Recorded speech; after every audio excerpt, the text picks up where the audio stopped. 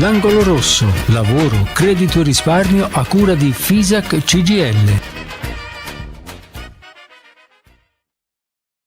Le 9.37, la puntata di quest'oggi dell'Angolo Rosso ha un titolo: Chi paga il conto? E c'è un riferimento molto diretto e importante alle grandi questioni internazionali che stiamo attraversando e che stiamo vivendo. Saluto e ringrazio le nostre ospiti, Sabrina Marricchi, segretaria generale della FISAC della Toscana. Buongiorno a lei, ben trovata, grazie per essere con noi. Buongiorno a voi. Grazie anche ad Elena Cherubini, componente della segreteria della FISAC della Toscana. Elena, buongiorno, ben trovata. Grazie, buongiorno a voi.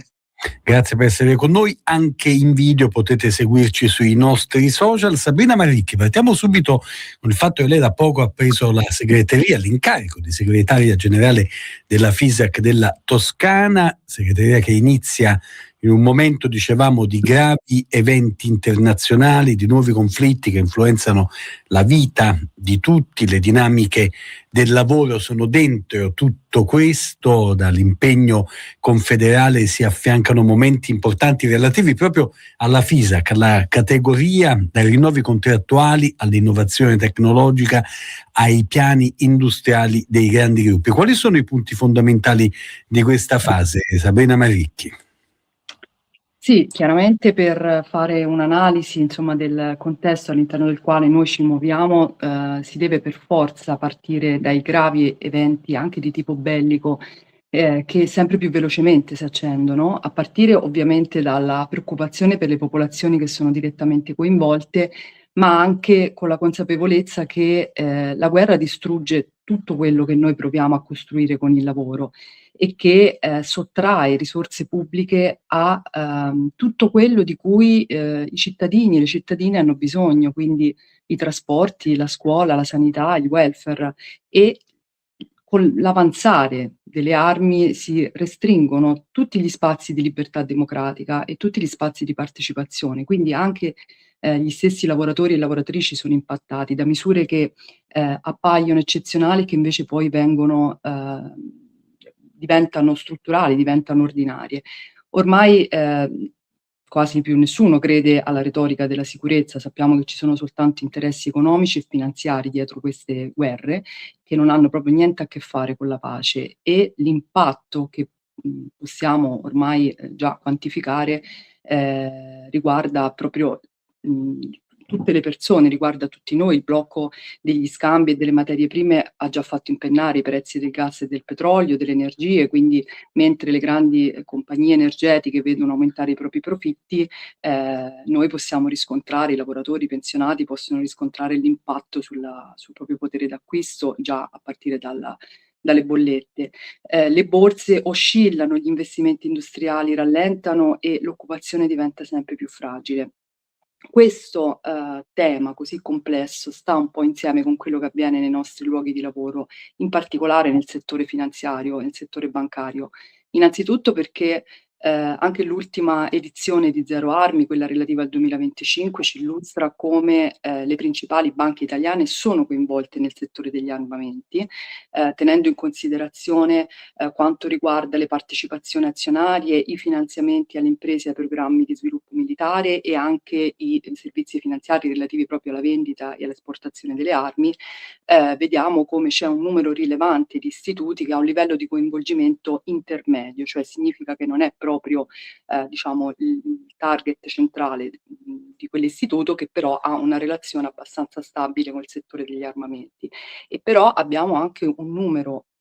minore di istituti che hanno livelli molto elevati di partecipazione, ma sono proprio gli istituti più grandi, quindi quelli che hanno una rilevanza sistemica e una maggiore capacità di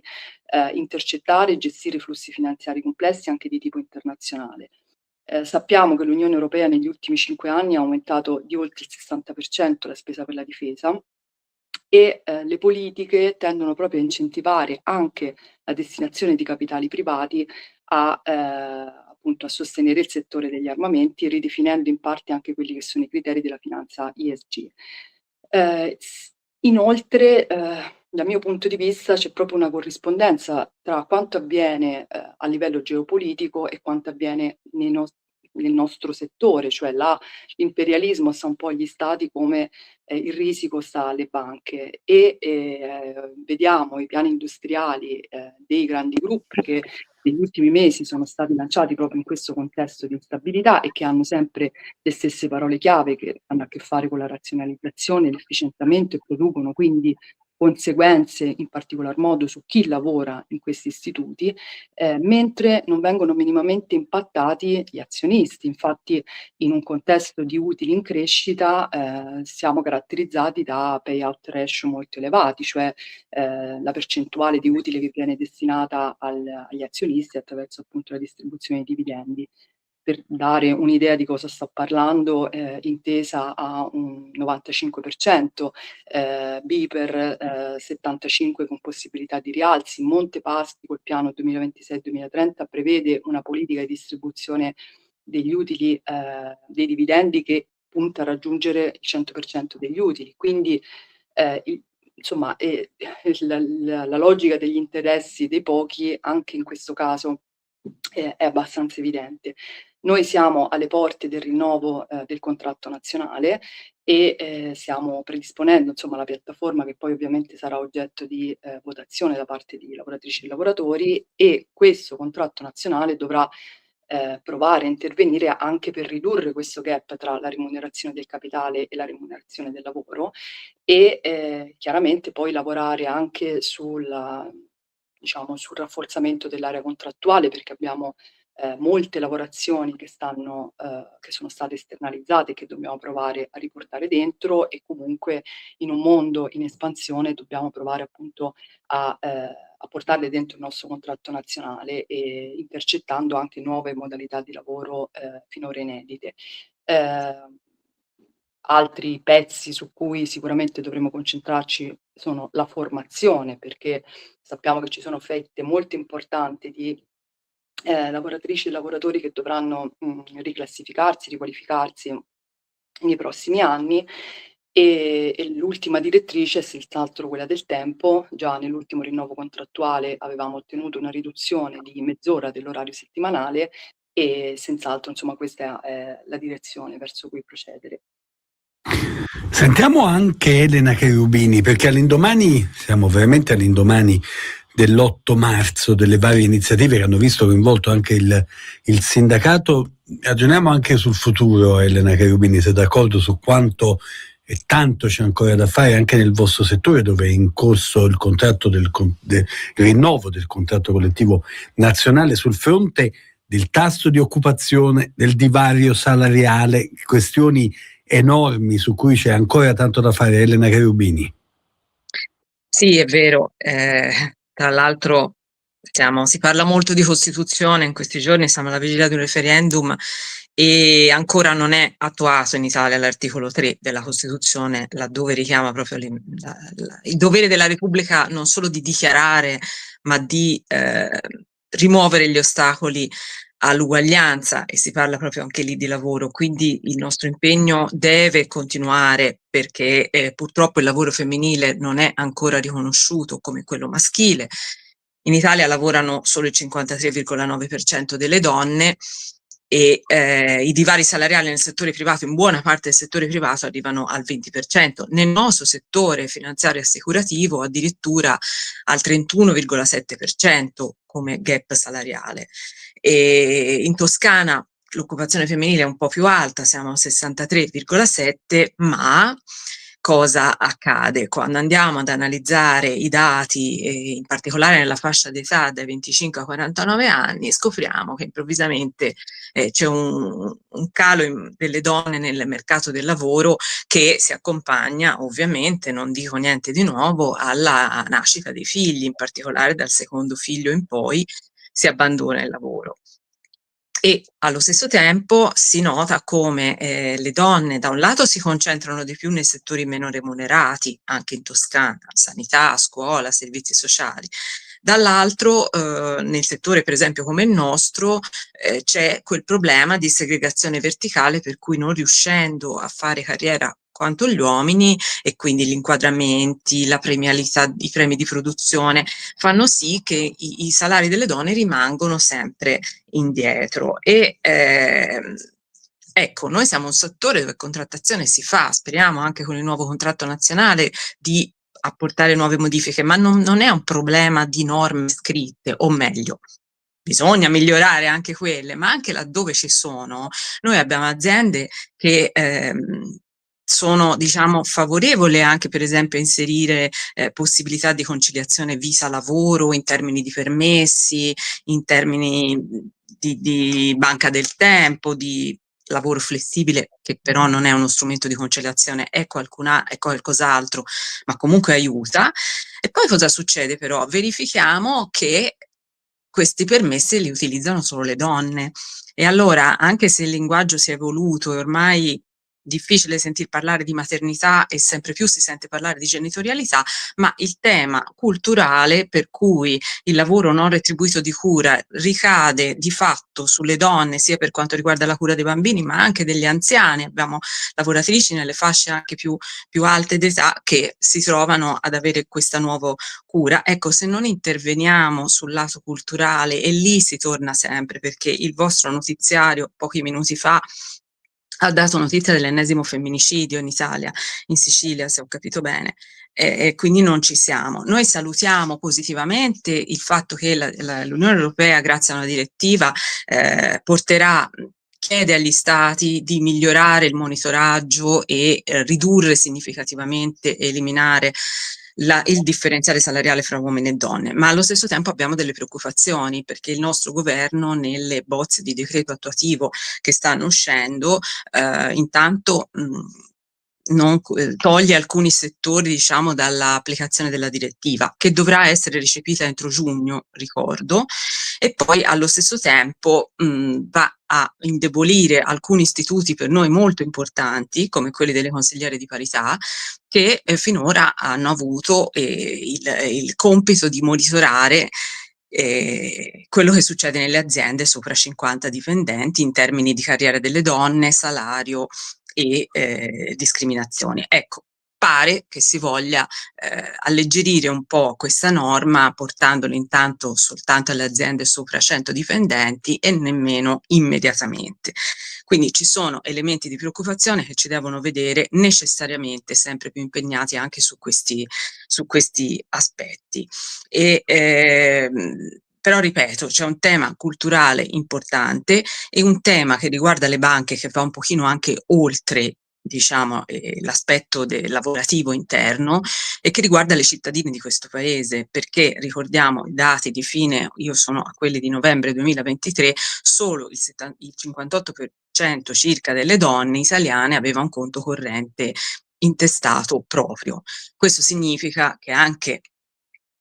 l'abbandono del territorio da parte degli istituti finanziari, ma anche delle assicurazioni, può essere un problema di più per chi è più fragile, e spesso le donne che si trovano anche in relazioni tossiche, in situazioni di violenza, hanno anche il problema della indipendenza economica, per cui magari un presidio di legalità potrebbe essere utile anche in questo senso. Poi nel nostro settore c'è ancora l'annoso problema dei contratti pirati, ma ne parleremo magari un'altra volta con più tempo. Avremo modo di parlarne un'altra volta, ma il tema dell'indipendenza economica, che lei ha toccato, è il tema centrale, probabilmente la base su cui puoi appoggiare tanti nostri discorsi. A questo proposito un ultimo flash, Sabrina Maricchi, non posso però non chiederglielo, proprio a fronte degli utili record del settore, proprio rispetto a quello che diceva Elena Cherubini qualche secondo fa. Il numero degli sportelli anche in Toscana continua a calare, cioè noi abbiamo capito la digitalizzazione, infrastruttura fondamentale per i tempi in cui viviamo, ma è sostenibile un modello in cui il digitale sostituisce la relazione completamente, in qualche modo? Questa è un po' la china, a proposito anche delle città, non solo dei piccoli comuni, delle zone interne, delle aree rurali che si trasformano, ma anche delle grandi città. Dove andiamo di questo passo, Sabrina Maricchi? Allora, innanzitutto do qualche numero, perché abbiamo, a partire dai dati forniti da Banca d'Italia, abbiamo fatto un report che analizza il numero degli sportelli bancari attivi in Toscana degli ultimi 10 anni, quindi dal 2015 al 2025, e ci dice che oggi ne abbiamo 1426 contro i 2278 di 10 anni fa, quindi si sono persi 852 sportelli, che corrisponde a circa un 37%. Come dicevi tu, ormai è un fenomeno che riguarda anche l'area metropolitana di Firenze, che ha perso 219 sportelli, Pisa ne ha persi 100, e dal punto di vista percentuale colpisce moltissimo il dato di Prato e Pistoia, siamo meno 49 e meno 50%, cioè in 10 anni hanno praticamente dimezzato la propria rete bancaria, e è un fenomeno che comunque riguarda tutte le città della Toscana e che ci consegna un'evidenza per cui ci sono 273 comuni toscani che sono completamente privi appunto di sportelli bancari. Chiaramente va ad accentuare la fragilità dei comuni più piccoli e delle aree periferiche, con ricadute dirette sui cittadini e sulle imprese, e anche su diciamo quello che riguarda la coesione sociale. Quindi, rispetto alla tua domanda se questo sia un trend sostenibile, per le aziende sicuramente è sostenibile, perché va in qualche modo ad alimentare la dinamica di cui parlavo prima, che punta fondamentalmente ad aumentare il coefficiente di guadagno degli azionisti, ma non lo fa sulla base di diciamo così, di un nuovo modello di relazione con la clientela, e anzi va a colpire proprio tutte quelle realtà dove le infrastrutture tecnologiche non sono alla portata di tutti. E noi invece pensiamo che proprio in un contesto di forte instabilità, di tensioni internazionali come quello attuale, il sistema bancario sia chiamato a svolgere una funzione che è fondamentale, che però ovviamente riguarda il sostegno dell'economia reale, riguarda il dovere di accompagnare le famiglie e le imprese nel percorso di transizione digitale ed energetica, e garantire l'accesso al credito, insomma, di tutti i territori. Quindi il lavoro bancario, che sta chiaramente cambiando pelle, però dovrebbe puntare ad offrire servizi di consulenza sempre più qualificata e capacità di interpretare quelli che sono i bisogni complessi delle comunità. Grazie davvero per questa puntata dell'Angolo Rosso, grazie a Sabrina Marricchi, che è la segretaria generale della FISAC CGIL e la componente della segreteria della FISAC CGIL della Toscana, Elena Cherubini, sono state le nostre ospiti. Buona giornata a voi e ancora grazie per una puntata. Prossime informazioni su altri appuntamenti con la FISAC della CGIL, mondo bancario, mondo assicurativo e non solo. Restate con noi. L'Angolo Rosso, lavoro, credito e risparmio a cura di FISAC CGIL.